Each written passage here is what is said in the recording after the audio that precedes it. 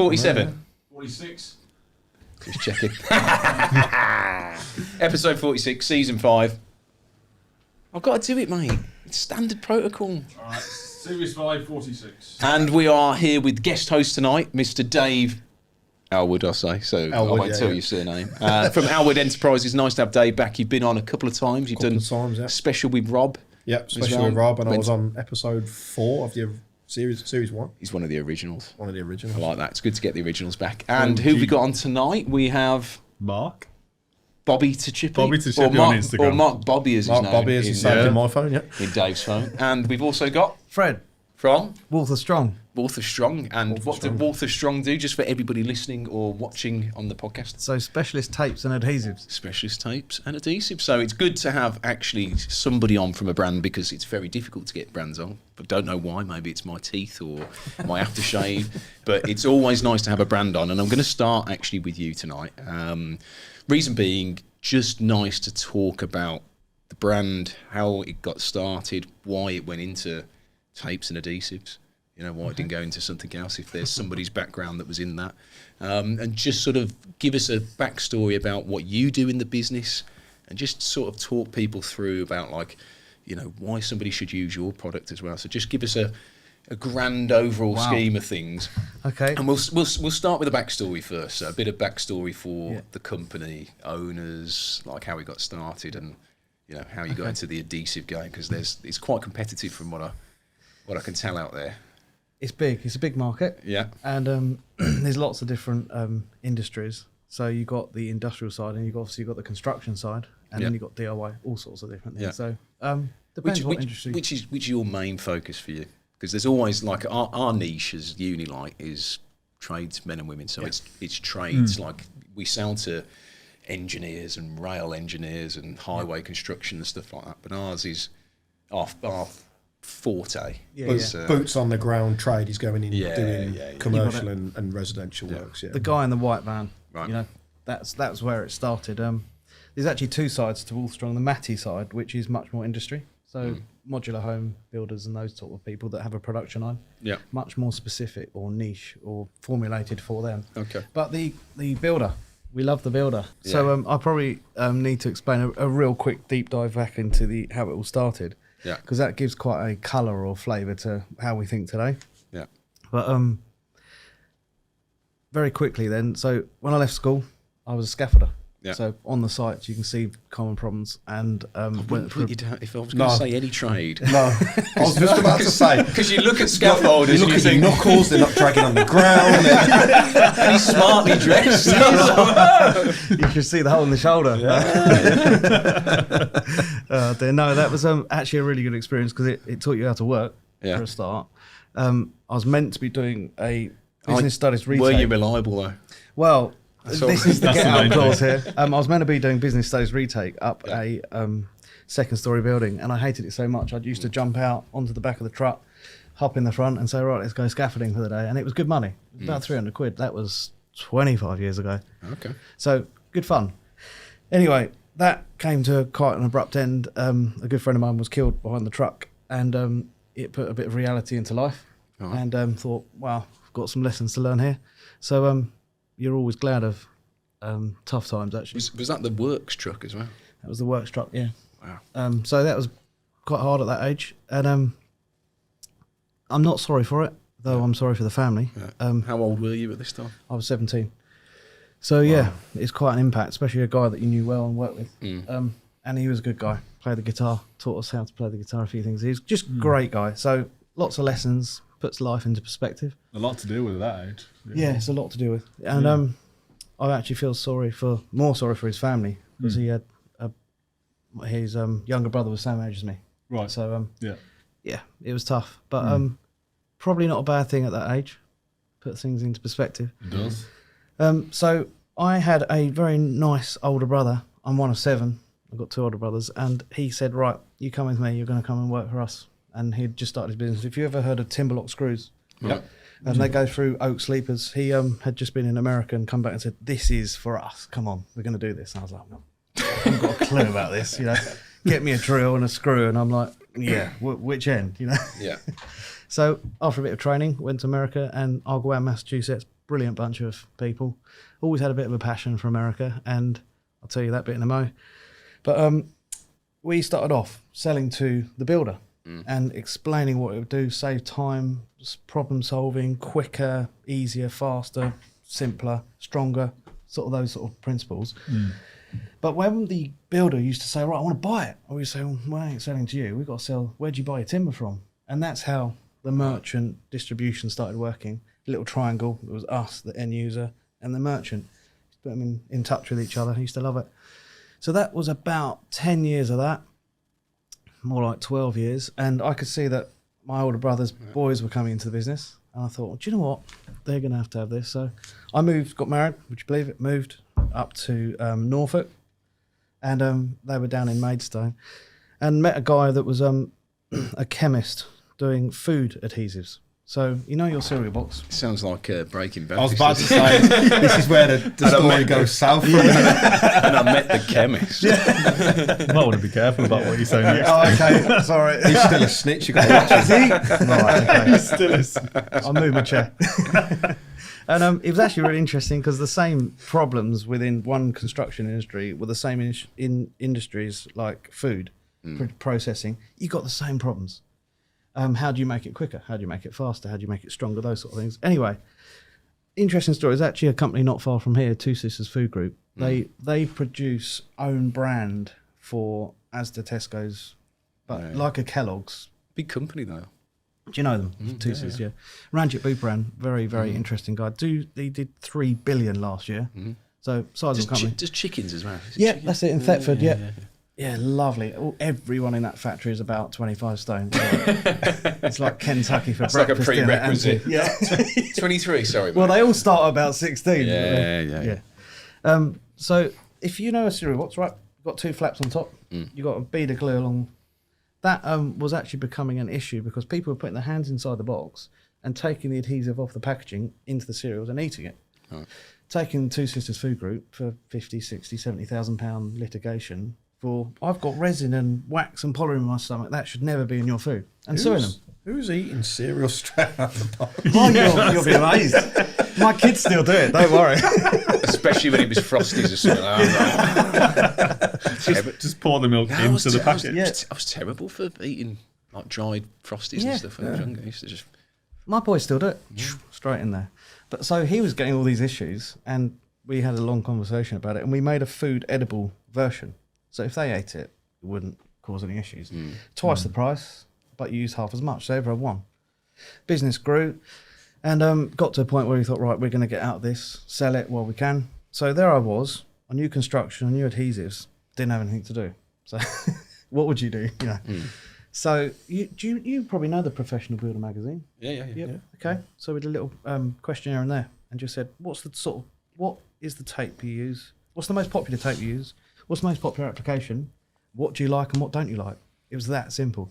And we got 3,000 replies. So like, what do we do with all this? And it was just deciphering it down as the most popular. And the first product was, find me a duct tape that doesn't leave residue. I mean, really? You would have thought that would have... That's... Yeah. Don't tell me that's not been thought of. But when people go into a room like this and they're redecorating, they put that Correct sheeting down, they'll tape it to the floor. 2 days later, they pull it up and it's got that residue on it. They buy white spirit, clean it all up. What's the purpose of that? Surely we can make a tape. So if you know adhesive, you know the carrier, we just get the right two together. Bang, we've got a product. Really simple. And that's how it grew. Yeah. Go back to the contractor and find out what their problems are and try and solve them. Yeah. And that is basically what we do today. Yeah. And that's why you made the scrim tape that actually stays where you put it. Yeah. And you can see it. Yeah, I mean, I've used some of your products and the scrim tape is really good. I will say it's genuinely really, really good because that was one of my pet hates. Yeah. It's just as you start troweling up, just as you start skimming, and the scrim starts peeling down on you. Yeah.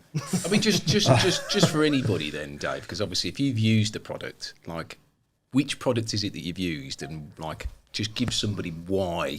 So I've used 2 of the products. I've used the scrim, which I like the fact that you've got the different sizes and stuff as well. Cool. And I think since you guys did that, I hadn't seen that before with the different sizes. So the 75mm and the 100mm. Yeah. Since you guys have started doing it, I've seen other people doing it.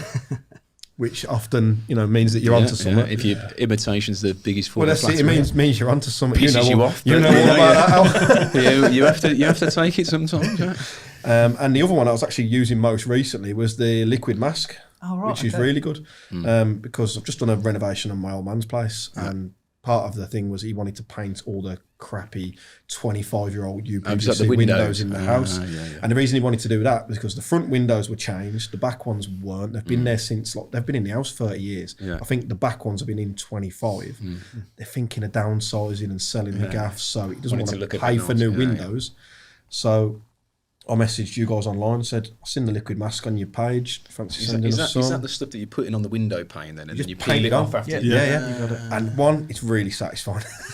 Really satisfying to do. And two, it's a really quick, easy way of doing it because I'm not a decorator, my dad's not a decorator. We wouldn't be there masking up perfect lines. And I presume when you're pulling that off the window, there's no residue. Yeah, absolutely right. It's really good. So I didn't even realise I'd been educated watching that video the other day. I saw that when you were peeling it off. It's really good stuff, and basically, I know that there's decorators and stuff that use it, but for me, as not a decorator, how easy it was to apply, how quickly it solved the small problem that you've got of not painting all over your bloody windows. It was a win-win, so it worked really well. I mean, obviously, Dave's talked about 2 instances there that you can use it then. Which trade, if you had to pick a trade, which would you say is the one that would use the product the most for anybody listening or watching? Which for the liquid tape? Well, just for any of the products, because you must have one trade that probably uses more of the products overall than another trade, or is it just that you've just got one's for paint and decorate, one's for a contractor, one's for? It's an interesting question because those products are in families, as you say, but they're forever evolving. Deck tape, which I think you mentioned earlier. Deck tape, really good. I've used that as well. Okay, really third good product, really good. I'm not exactly here to tell you about the product, but the applications are carpentry, and once you've started using them and seeing the benefit it adds to a project protecting the deck frame, you think, well, hold on a minute, this is awesome. You could use it on sleepers or posts or cladding, battens and things like that, and that family just keeps growing.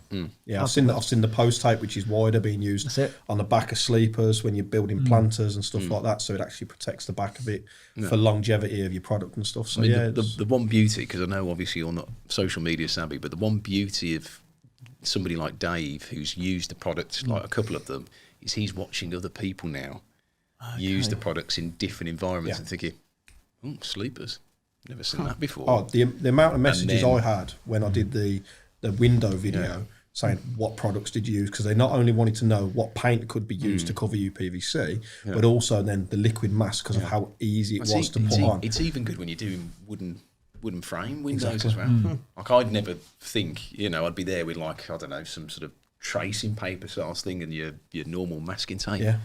And which would take forever as well. It takes ages, If you haven't got to think about cutting in straight away, like this is making my job so much easier, so much more efficient. There was an old chap we used to work with, a German, and he used to always talk about attribute dependency. And I was thinking, what are you so on analytical, the German. Yeah, they're like square box. Attribute dependency means speed. I thought you were going to do the voice and everything. What? Attribute dependency, He's done it as well. Yeah, I'll probably get told off for stereotyping. Can you do that again? But the Germans are Yeah, they're awesome. Engineering. They're very analytical and efficient. Down the line. And it has to tick every box and all that. But he always used to talk about this attribute dependency. And to give a really simple explanation of it, a knife that goes into a holster, you can either sell a knife or with a holster together. You probably pay, £5 for a knife or 12 quid with a holster. But you actually buy the one with the holster because it's added benefit, isn't it? You know where it's going to go, you don't lose it, and you think, that's added value. That is actually sort of flavoured our thinking. So, like the scrim, instead of doing it a white, we do it an orange so you can see it. People now are depending. It's only a colour. Come on, it's not exciting, but actually it's a little bit of changing the thinking. And I reckon we should share that more. Just look at the same thing. That's what we did with the products. Is we put them high vis yellow. Because people kept complaining, I love like black torches because they look really nice, but I put one down, especially when a site's not lit. You can't Yeah, find and it. you put it down, or it drops down somewhere, and you're like. Where's that gone? And the thing was, when we changed that, the initial reaction was, "Oh, why would I want to buy a torch that looks like a canary?" That's literally what we had, because we'd taken 2 samples, an A and B sample, to Elex show in Coventry. One was black with yellow switches, the other one was Hy-Vis yellow with black switches, and we were trying to see which one was more popular. Eventually, it was the Hy-Vis yellow one, but the amount of people went, "I'd never buy that. Why would I want a canary on my head?" Or "Why would I buy this because it's Hy-Vis yellow?" Yeah. And weirdly, now it's synonymous with the brands and the stuff brand, like yeah. that. Just Love if people were to see the orange tape on a job, they go, "Oh, that's."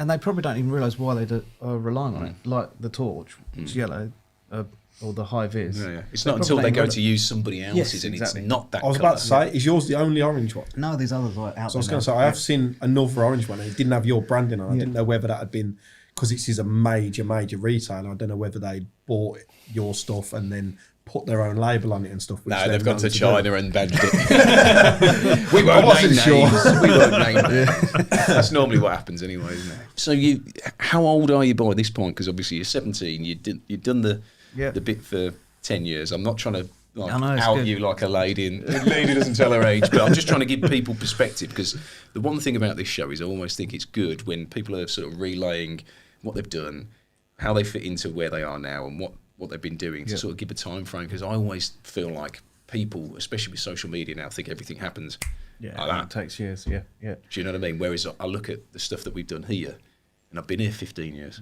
Yeah. Do you know what I mean? And Absolutely. and that wasn't just, it was consistently just chipping away all the time. So you did you're 17, you did the other bit for 10 years. Yeah. And then where are we now on the? So Walther Strong didn't start till 2016, but I didn't launch straight into merchants. We did a lot of homework for one. Obviously, all the adhesive background happened 4 years before that. Yeah. So it's probably 20 years of knowledge. And I'll tell you one thing: is good way to learn is make some mistakes.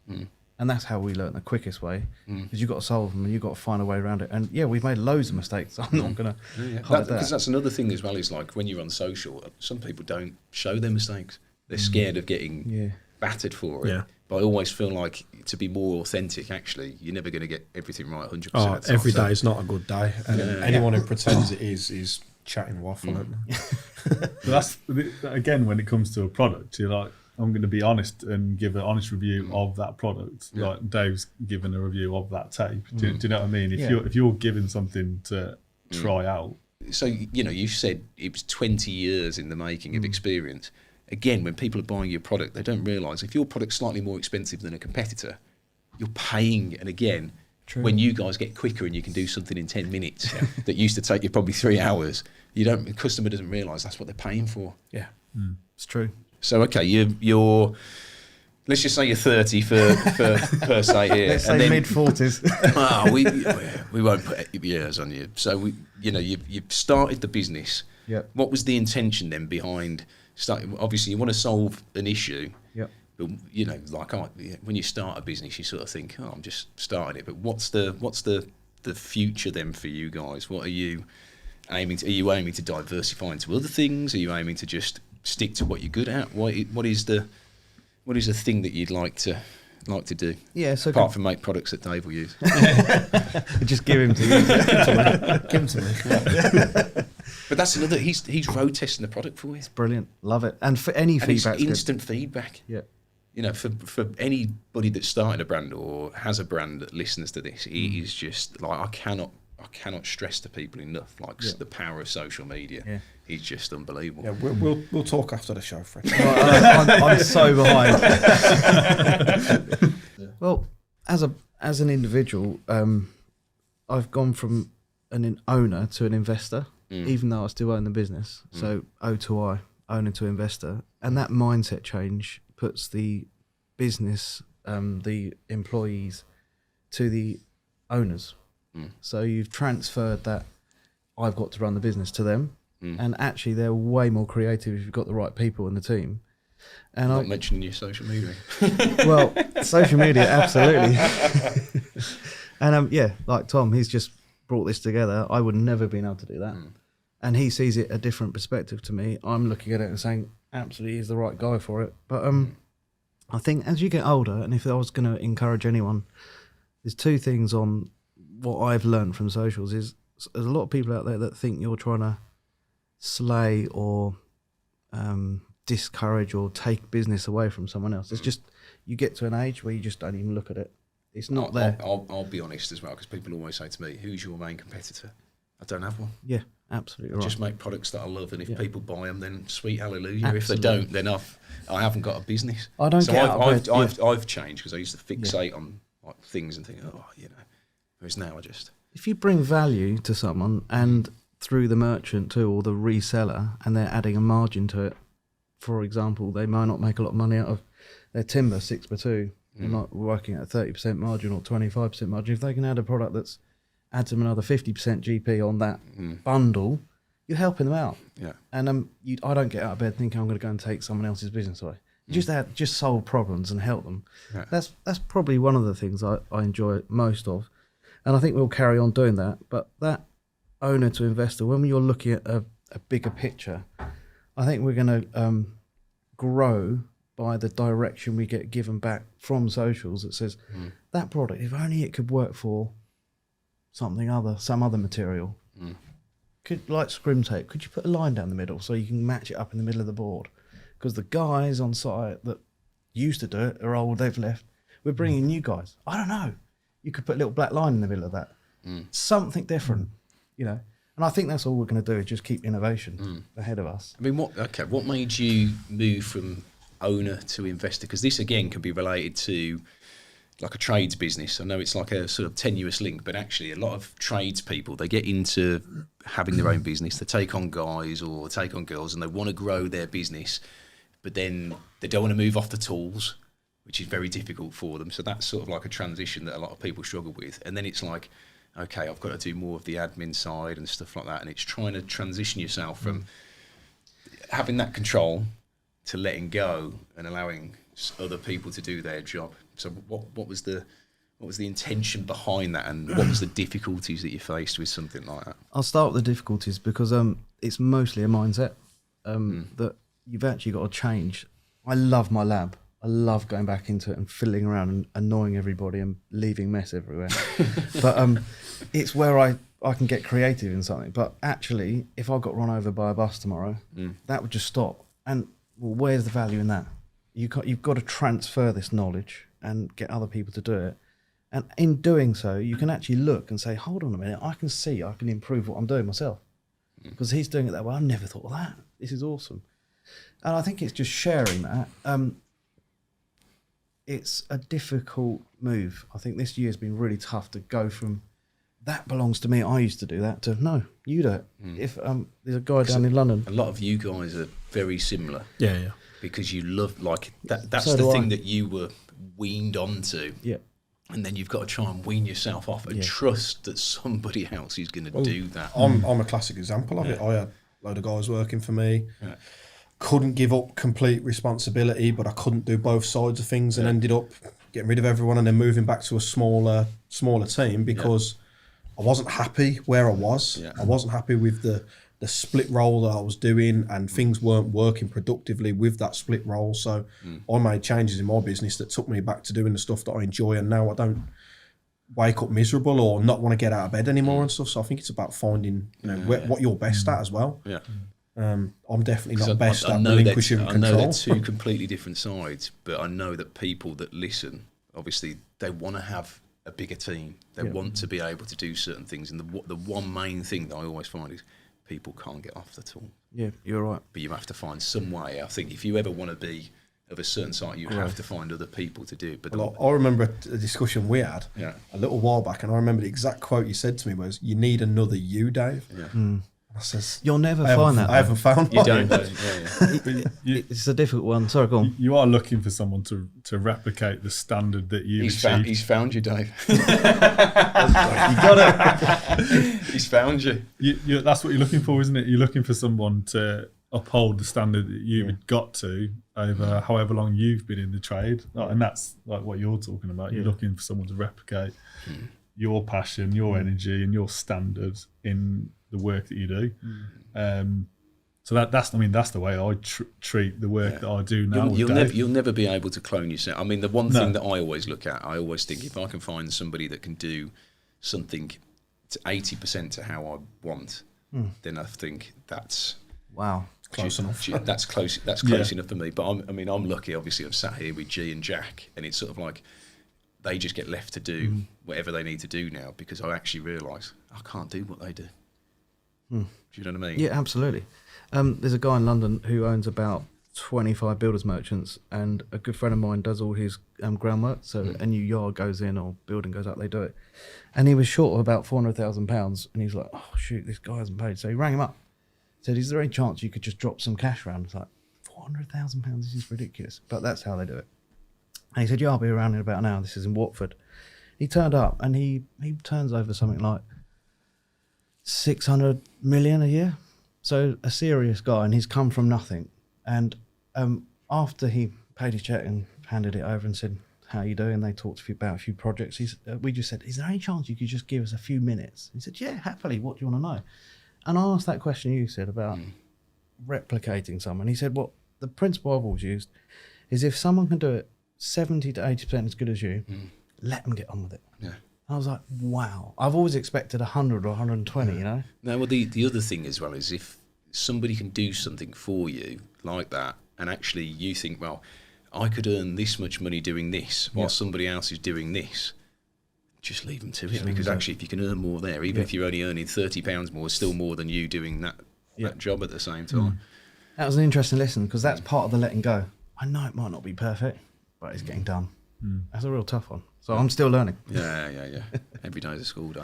Ladies and gents, just a quick one to say a huge thank you to our new headline sponsor, CT1, the best sealants on the market, voted for by the British public. Not only that, it's made in Britain as well. So go and support a product and a brand that is made in the UK. But I just want to say to you, they've got a brand new product out, which is the BT1. It's a combination sealant and adhesive like the popular CT1, but it's perfect for keeping a hygienic environment. And it's designed to completely stop the growth of bacteria, microbes, and fungus. And not only that, this stuff is strong. Now, it's going to be available at Travis Perkins, Wickes, Jewson's, and pretty much everywhere else, so there's no excuse not to go and give it a go. So we're really happy to be partnering with CT1.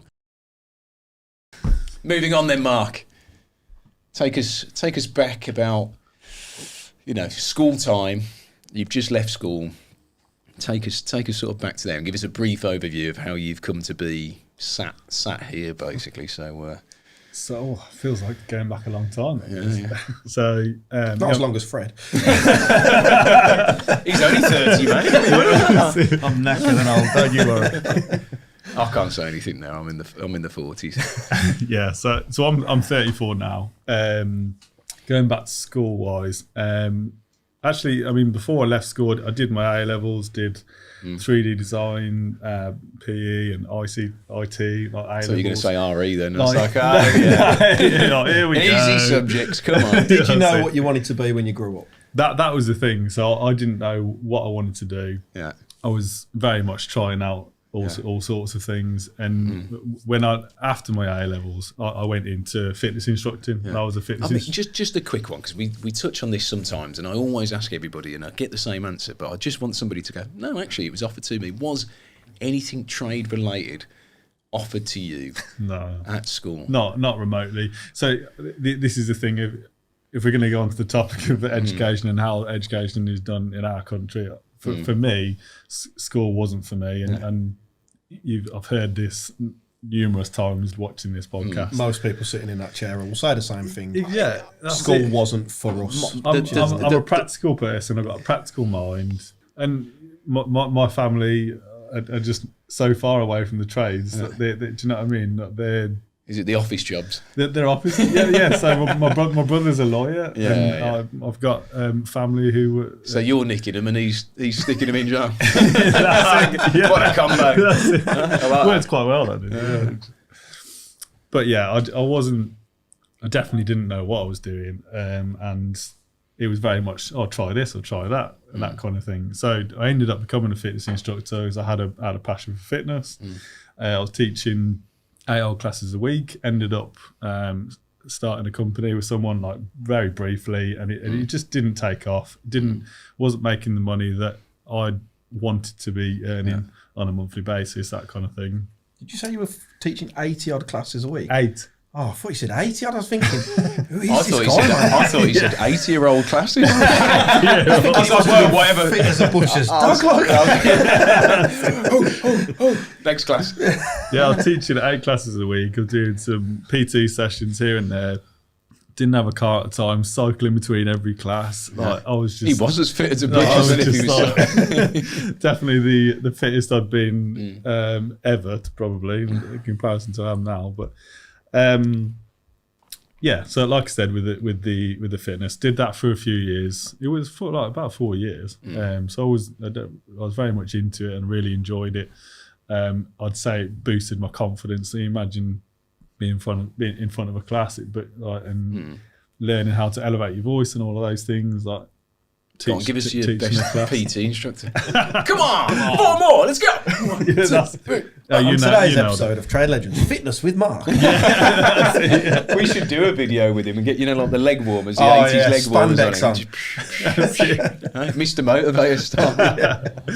And yeah, so there's definitely there'll always be a part of me that misses that, because having people come to you who have varied goals, whether that be fitness related or mental health related, because they're directly related, aren't they? And having people come to you and say, oh, I'm struggling with this, struggling with that, I want to lose weight, I want to do this, or I want to do a half marathon next year. Do you know what I mean? Not, to be able to help people with that kind of thing, or be a part of that process of someone just getting out of the house and going to a fitness class, and that being the highlight of their day, you can't beat that, can you? So that was great. But it came at the point in my life that I came to, from a financial standpoint, I was like, I'm not making enough money.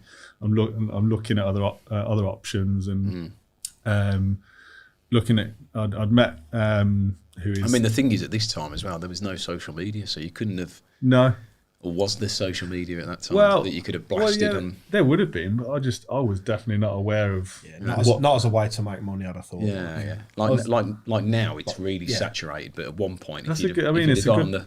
the It's a good point, because I'm sure now that would be very much the thing. Yeah, if you could do like chippy workouts with the wood and your saws and stuff like that. Just integrate it in there like every other reel. Just like, but yeah, so I met Andrea, who's my wife, and we were looking at getting married, buying a house, and all these things. And from a financial standpoint, I needed something more steady, basically. What is it when meeting a woman you suddenly realise, shit, I need more money? You realise you need more money, you're not good enough as you are. I need to dress a bit nicer. I need to sort my life out. I'm like, crap, what am I going to do in my life? That's it. So it wasn't an instantaneous thing. I wasn't like, oh, really, like, I've always wanted to be a police officer. Like, it wasn't like that. What's like, if you're doing fit, I understand, obviously, you've got to be fit to be a police officer. Well, I'd expect that you we've had this conversation. Some aren't when you look at them these There's days. There's plenty of police officers that can't chase someone. But you think in your head, you think, fitness, police, like. No. I would say the thing for me is I've always enjoyed working with people and helping people. So that was the link for me. So I saw the police as an opportunity to help people. As the years went by, I realised there was limitations on what I could do really with that. But I started off as a police community support officer. It was kind of the foot in the door, just because the forces that I was looking to join weren't recruiting at the time. Is this when they started saying you needed to have a degree? No, that was after I joined. Was it? Yeah, after. That always amazed me. It's like, just pick people because they can do the job. Yeah. What does it? Oh, that's caused a mess. That is, because you look now, because some of the police now. Oh well, I can know what a chemical equation is, but I could never arrest you. Oh, no, Yeah, you ain't put me in the back of a van, right? Oh, no, it's completely backwards because you should be looking for those people who've got the practical skills, the communication skills, people who are just good with people. Like, forget about having a degree. It doesn't matter how many textbooks you can recite. You know, if you're going to slam somebody in the back of a mobile unit, you know. If you can't de-escalate a situation between people or whatever, like, you're no good. So you can be book smart, but it's not necessarily going to help you in a confrontational situation, is it? De-escalate, Dave. Go on. I would not be an easy man to de-escalate. I think Dave would just have to be tasered. Back at the van now. Yeah, no room for communication there. Forget that. Get him in, especially with his Stone Island jumper on. Get him in the back. He's tried to reason with me before. It doesn't work. Yeah. He's a real man. He won't drink an IPA. So He's had 3 lagers. Taser him. I love that.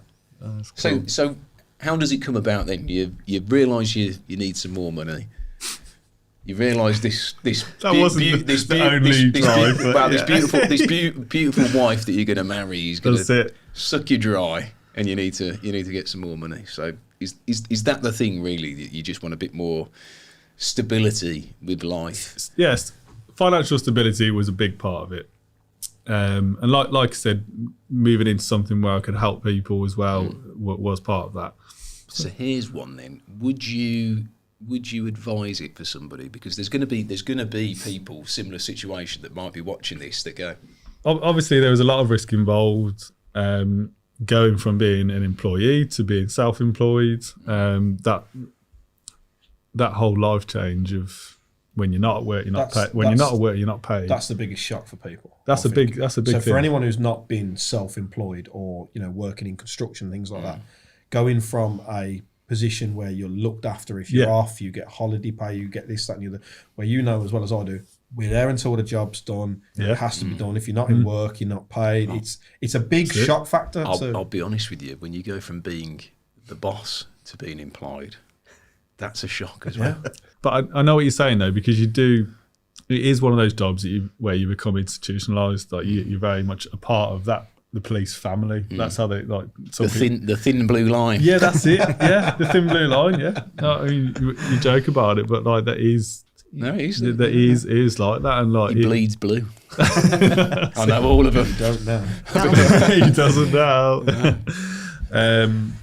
What was the craziest thing that you've ever attended? Yes, now we're getting into the meat stuff. Come on, obviously.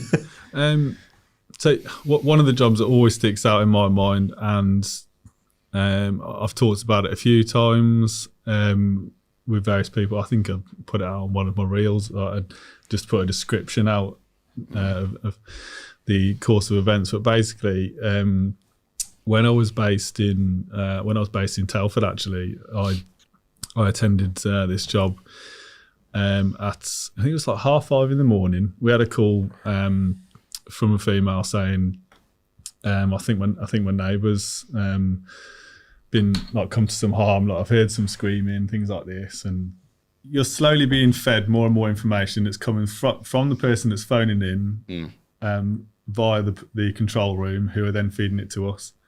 So you're being drip fed information, and you're asking questions which determine the level of risk that you're attending. So you can only know so much, can't you, from the person who's making that call. If somebody's making a phone call about what's happened next door, they have no idea of the reality of what's happened. They've heard some screams. We've not really had much more information really. As we're on the way to the job, we get updated. So I can see through the front door. Female at the bottom of the stairs, and there's blood all over her. So straight away we're thinking, well, it's a murder or something. Is this person alive? Like what state are they in? So obviously we're rushing there as fast as you can. Do you know what I mean? At this point, are you blue lighting at this point? Yes, I'm building up the suspense. Yeah, that's it. Blue lighting. Blue lights are on. With this job, bearing in mind this job's coming at 5:30. We're due to finish at 7 in the morning. We've started at 10 at night. Well, you don't get to go home. This is a night shift. our sergeant, thinking, this night shift's not been too bad. We haven't had too much going on. It's been quite quiet. He's sent home the people that would deal that would have a taser. Yeah. So the people on our shift that were equipped with a taser or trained to use a taser had gone. Yeah. So that meant that we then didn't have a taser on our shift. Yeah. Obviously, you've got firearms officers who can be sent to the job, but they're coming from a distance. So anyway, as a shift, we all head down to this job. We get to the door. We're having to literally throw ourselves out the door to put it through, because we haven't had time to grab the kit to put the door through. That's just the way it is sometimes. Put the door. One of our colleagues basically just runs through puts his foot through the door, comes down. Sure enough, there's a female at the bottom of the stairs, in a fetal position with a knife in her side. She's white as a sheet, clear as day that she's dead. And so when you talk about the things that you come up that you have to deal with on a day-to-day basis like that, that's obviously quite traumatic. Yeah. Straight away we're obviously thinking, where's the person who's done this? So we enter the property having to actually go up the stairs. Well, you're trying not to get involved in a crime scene as well at the same time. Well, yeah, that's the thing. You're trying to preserve the scene, but also you need to establish if Somebody's still in there, the offender might be in the property. Blood all upstairs, all at the walls. Like get upstairs, do a search of the property. And just for somebody listening and watching, how old is this person that's obviously been murdered or has come to harm? No, from memory, from memory, she was in her late 30s. Yeah. But this is the thing: you over time, being a police officer, you do become numb. So I'm probably explaining this job in quite a fact of the matter way, and you're in a very police, and you're sat there thinking, what on earth is this? What on earth is Mark talking about? But I realise that because you have to become numb. When we're talking about this, yeah. Does that bring all of that stuff back to you? Do you? I can feel the anxiety in me right now. I don't know if you can tell, but so anyway, we've established that unfortunately this person is dead, and there's nothing we could do to save her. Like I said, she's got a knife in her side, but you're still thinking there's an offender somewhere, and they could still well have a weapon. So from that initial point. Immediately, we need to start searching the area. So we search the property, search the immediate vicinity, and you start kind of moving the search out and out. Just establishing basically, can we find this person? And sure enough, we did actually have some kind of description that had been passed from the neighbour of somebody leaving the property, walking away. So the fact that we had that was quite remarkable, really, to be honest. And I think that person, we're able to identify that person was registered at that address, like as in there being a male registered at that address. So this person could have jumped in the car, driven off, could have run off, or he could be hiding in the house. Do you know what I mean? Any of those things. Yeah. So we're searching the immediate area, and sure enough, me and my colleague. We're down one of the adjoining streets, and I see someone matching the description. And you imagine what's going through your mind. You're just like, shit, do I tackle? Is this person still armed in some respects? Like, what state is he in? But the thing that people don't realise is you don't have that. Like, and this is the same when obviously somebody unfortunately gets shot by firearms. You are making decisions in like split seconds. That could. Yeah, you know, and you think, well, I can approach this person. Is he going to turn and be violent immediately, or is he going to be calm? Like all these things racing through your mind, and obviously that whole fight or flight kind of things like kicks in. But you're like, well, I'm there, like to deal with it. Let's just get on with it. So we approached him, and he was calm as anything, which is actually quite common. When you come to deal with someone who's done something like this, through dealing with lots of incidents like that, you find actually like they're quite calm after they've done something like that. So he tried to give us a fake name and all these things, but he fitted the description bang on. So I was like, yeah, I know this is the person. So we straight away get him into cuffs, and obviously inform him that he's under arrest. Did he have anything else on him? So this is the thing. So I started searching him, and Like a blade like this long or something. not quite as bad, but I open up the pocket in his coat pocket, yeah, and I pull out. Obviously, I've got my gloves on or whatever. I pull out this knife, got blood on it, and we later find out from a forensic standpoint that is the murder weapon. That is part of what he's used, and the forensic report for that was just awful. Like she'd been stabbed 17 times. But this is the thing as well with the police force is if you went to war and you endured that visual side of things, and people come back PTSD. Yeah. I don't think of police like that. Yeah. And you're going home. You're all set to go home. Obviously, you can't go home because you have to file the report to all the things that happen. So you probably didn't get home till like midday. Yeah. And then you've got to try and go home and switch off and act normal with your family at home. Yeah. There is actually quite an interesting statistic for like traumatic events that you'll see in a lifetime.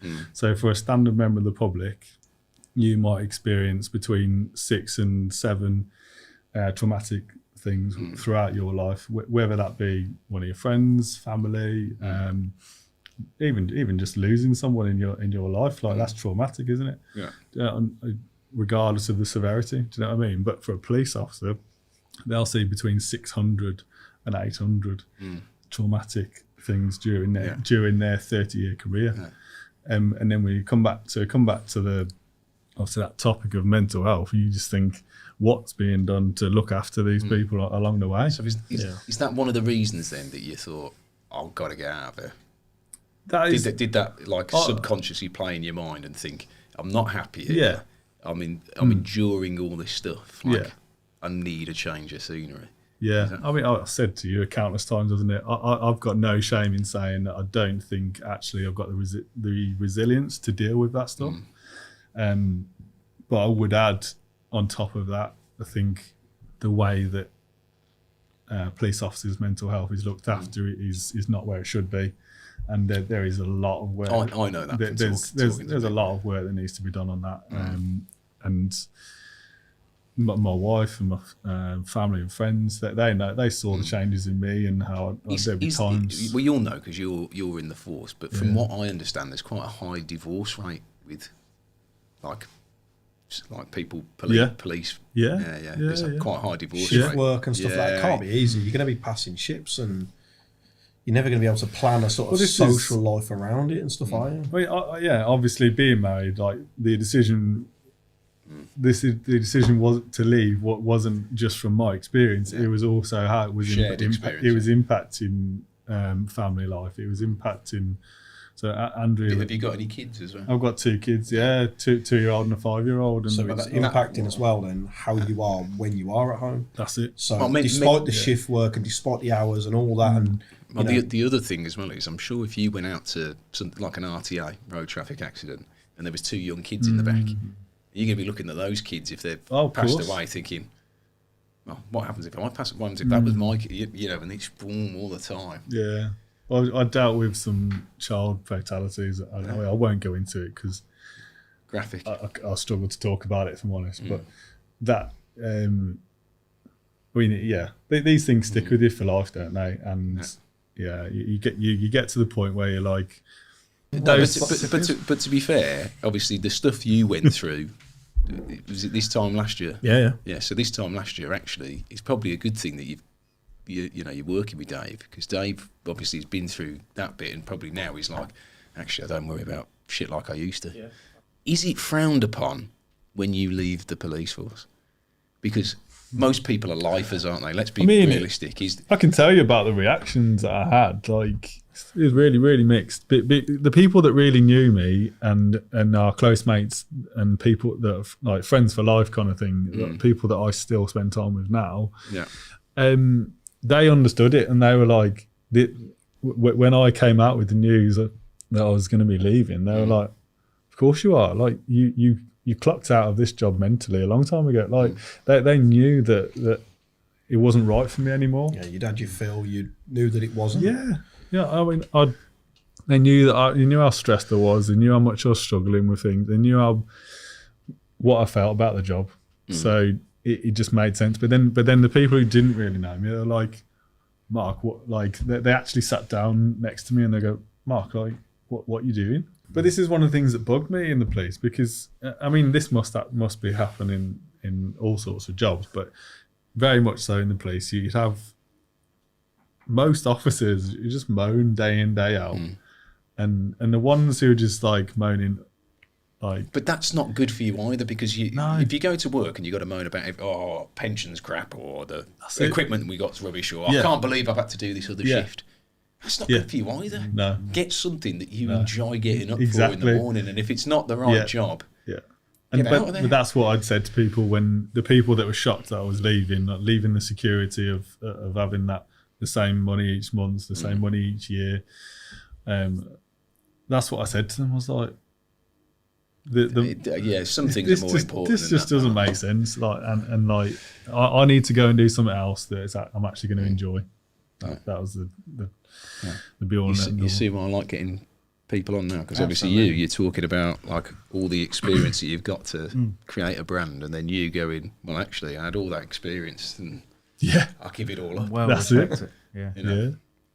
And everybody's like everybody that we have on here, like everybody's story. There's some fascinating stories of like how people came to be where they are now, and stuff like that. Where I listen to you two, and I'm like, actually, like, I fully respect that. Thanks for sharing it. It's good. But like I said, I'm a big believer in the fact that you can change your career at any point. So, ladies and gents, I want to say a big thank you to one of our show sponsors, which is Tradify. Now, most of you will probably already have heard of Tradify, and it's an app that will help you streamline your business. It will save you time, invoicing, quotes, all that sort of thing. It's all in there. So if you want to spend more time on the tools and less time doing the paperwork, which frankly, nobody likes doing paperwork, Tradify is the app for you.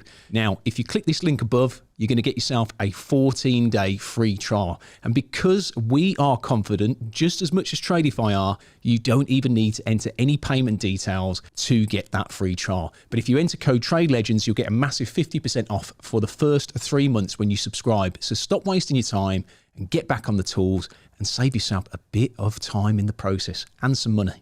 When I handed my notice in, I had a job lined up.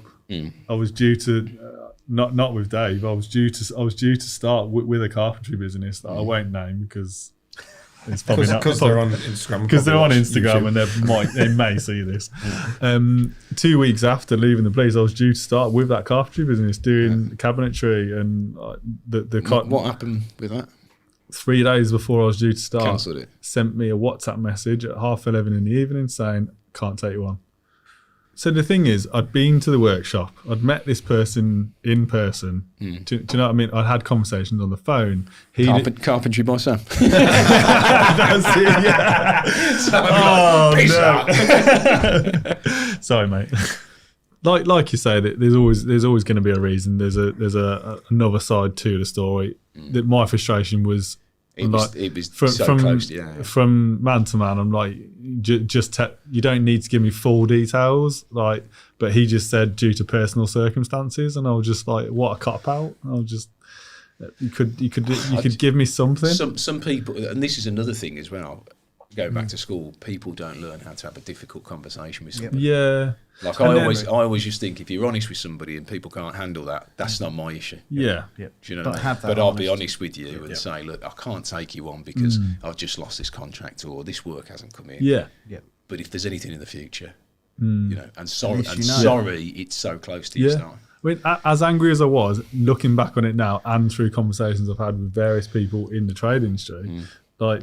It's quite common though. A lot of people said to me, actually, he doesn't know you anything. And you're going into an industry where that kind of thing can happen. Like, I mean, that's the thing. So, sorry if you're watching. That's it. Yeah. If you're watching. That was the end of that. But it then meant that I'd forked out money for childcare, which isn't cheap. Which is a lot of money. Which is like a second mortgage. That's it. Yeah. And I was looking at What's the missus saying to you at this point? So at this point, Andrea, I'm leaving you. That's it. Forget it. Go back to the police, you idiot. Can't believe it. Did she? Okay, this is a good question. Did she ever say to you at any point, like, why are you leaving? Like, or did she see the same in you as that some of the other people saw, where you were done? Did she see that, or was she saying to you, "Get out"? Oh, the get out. Yeah. Yeah.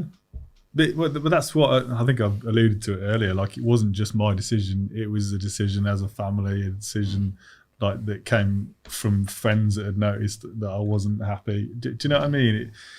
There's various parts to it, and family life was a big thing, definitely. So yeah, when it came to that point of you haven't got a job, extremely stressful from a financial standpoint. You just thought, well, what are we going to do then? Go and bug Dave. Go and bug Dave. So what was the time frame then for you getting told no to hunting Dave on the squat rack? Just over a year. Was it? So I knew that I was going to have to accept that I was going to be a stay-at-home dad predominantly, because we couldn't be paying for childcare. Yeah. So essentially, we worked out from a financial standpoint, we could afford 2 days a week for the childminder. So my youngest was going to the childminder 2 days a week, and I could teach myself carpentry 2 days a week. And that was what I was doing. So between the 2 days and evenings or bits on the weekend, I would be trying to do bits on my own house or for friends or family. And that was the start of me really having lots of time to focus on the carpentry, but also had lots of time to build my social media. Yeah. I should probably take it back a bit slightly actually from the social media aspect, because when I first started my Instagram page, it was off the back of when I was using my personal Instagram page to look at people within the trade industry and just see what they're doing and learn bits. And then I started the Bobby to Chippy thing, and I was like, well, this is a great opportunity to showcase my journey from one career to another. I thought, well, this is quite unique, like a police officer to a carpenter, like Bobby to Chippy, this works. So I using that as a platform just to show my progress in that sense.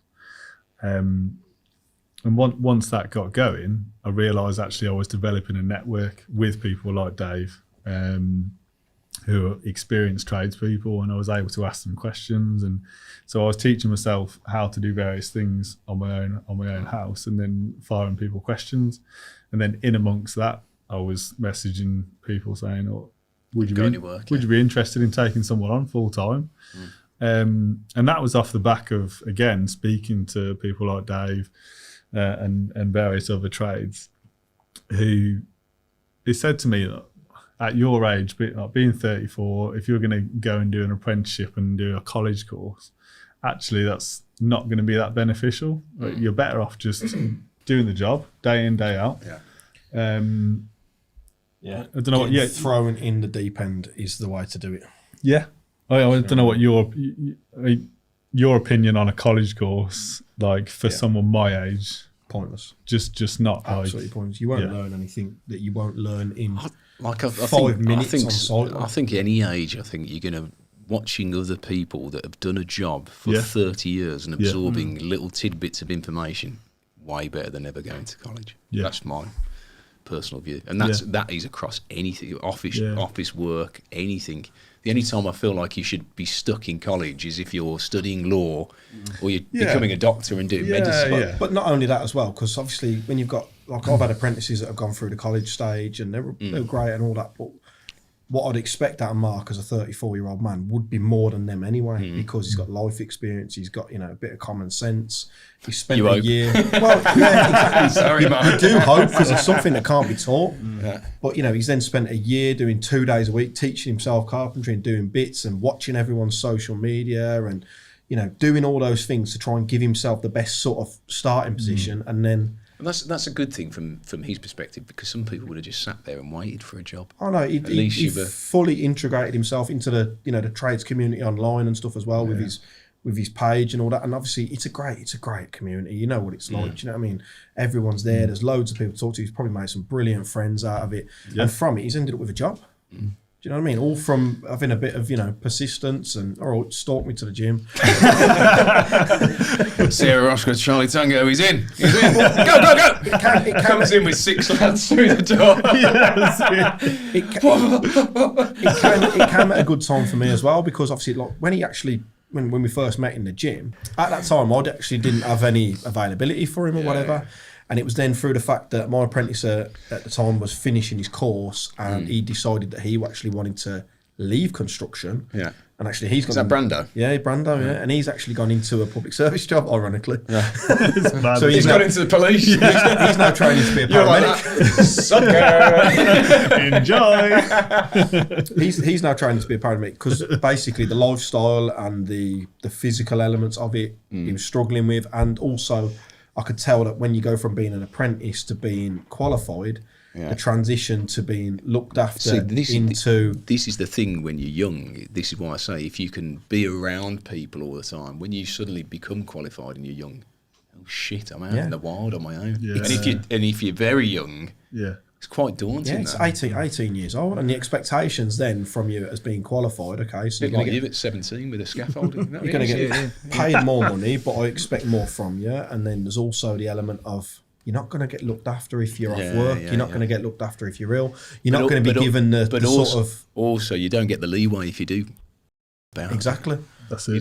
That's it. But we parted on great terms. Brandon's a brilliant lad. We still chat now. He's absolutely fantastic. He was your videographer. He was my videographer. That's what I do. That's his job.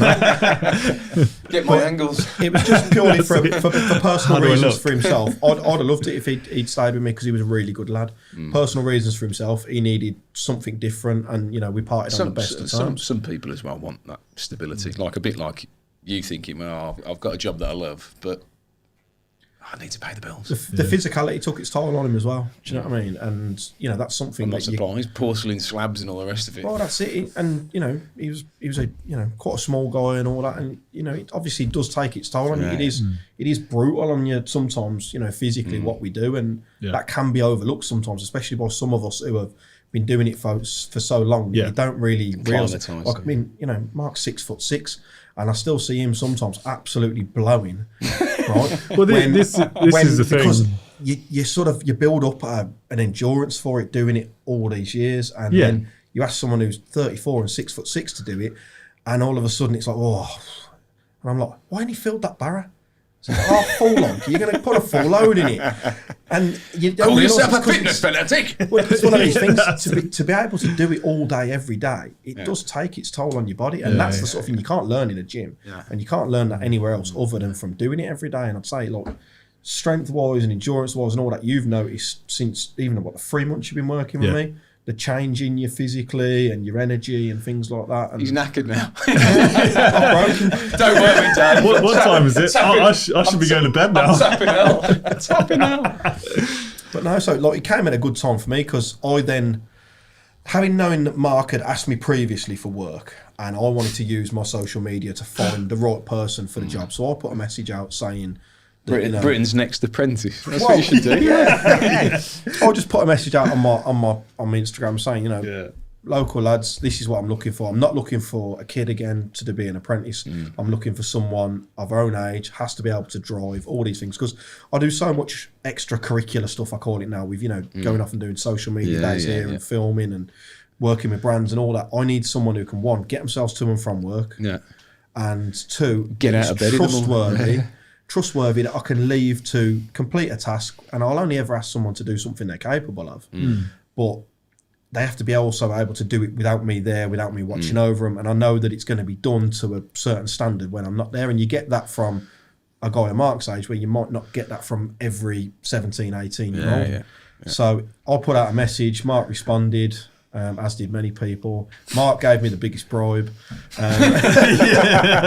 No, we take me on or end up in the nick.